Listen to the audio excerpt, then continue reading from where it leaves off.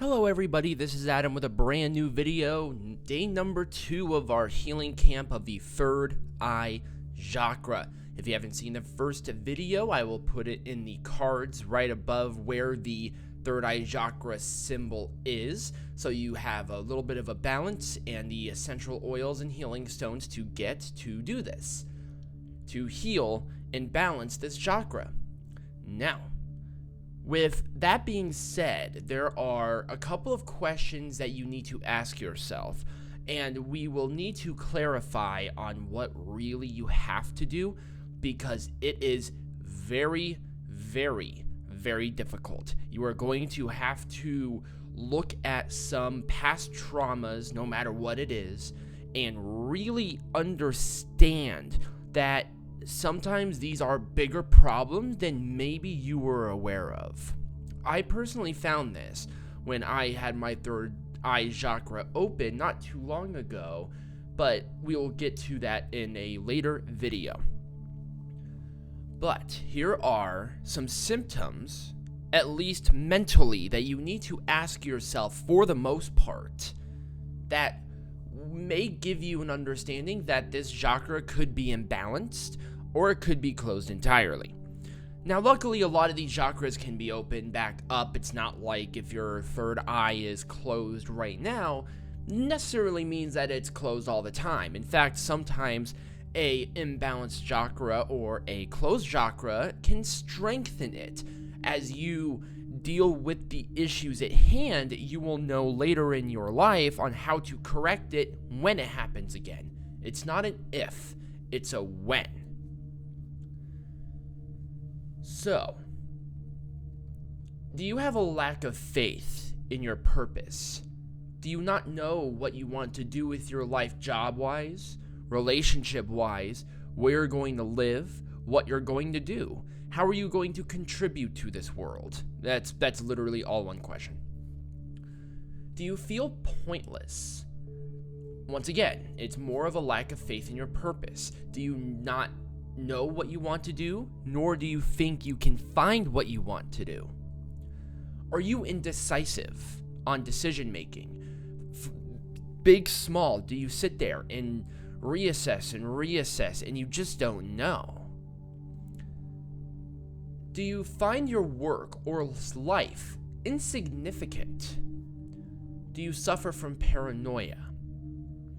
A lot of these are something that will be relating to a past issue or, just in general depression, anxiety, or any sort of problems that may come up, and we'll go into what's going on with it.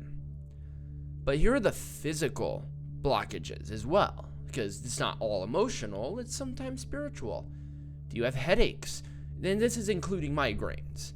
Do you have eye discomfort, like pressure in the back of your eyes or anything like that? Do you suffer from back and leg pain? Or do you suffer from sinus infections frequently, which can happen? Everyone has different triggers that spark, that need for the third eye's healing.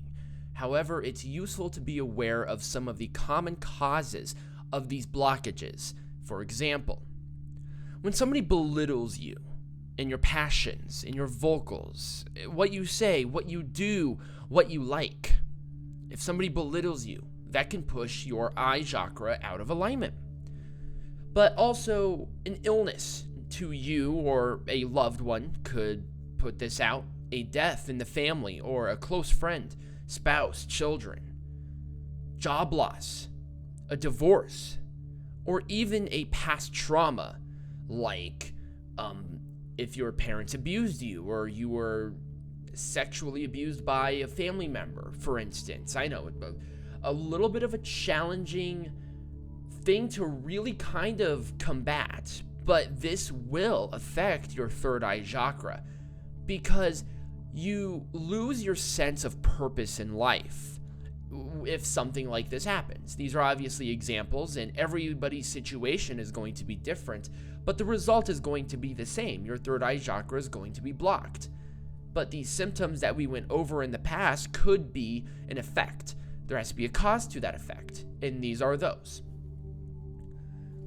Now, I would recommend going to a therapist or something if you're having difficulties really understanding of what is actually going on, because some people's brains will oppress these very dark emotional, physical, psychological problems or events that went on in your life that you may have even forgotten. And it happens. It really does happen. And I think everybody has had something in their life that had this third eye chakra blocked.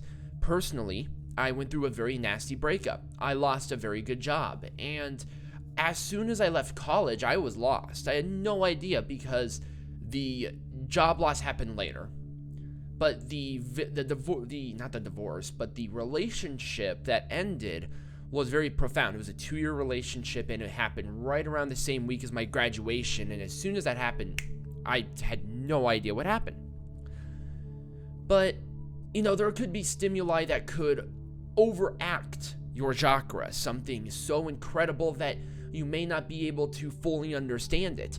Finding out what caused the third eye chakra, because that realization comes into mind and you may not be able to handle it, which is why I honestly recommend going to a Reiki master, a therapist, a friend who may understand these more than maybe I could. And it's not because I'm not knowledgeable about chakras, it's because I personally may not know you.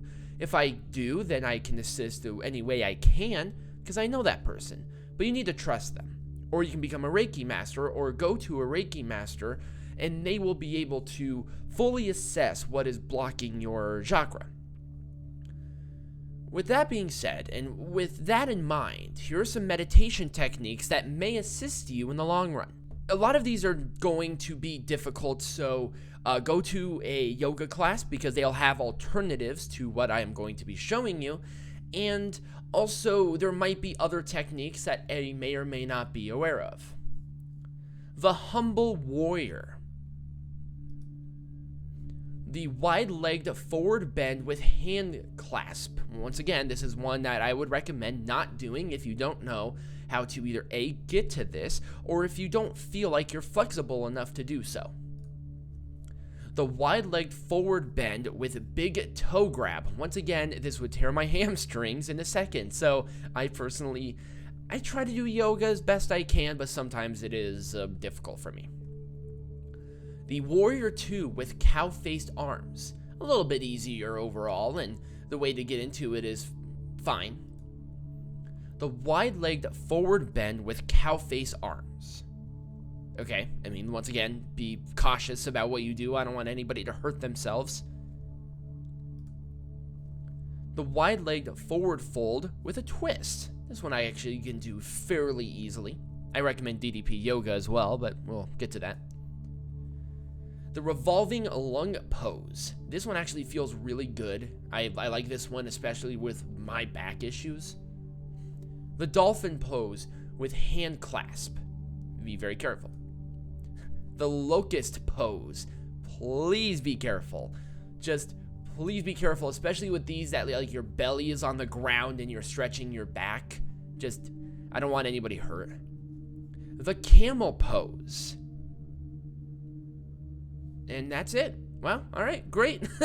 So those are a couple of poses that you can do. There are others, and this one has a very vast array of yoga poses, but this is at least an example for you to use when you are working on this chakra.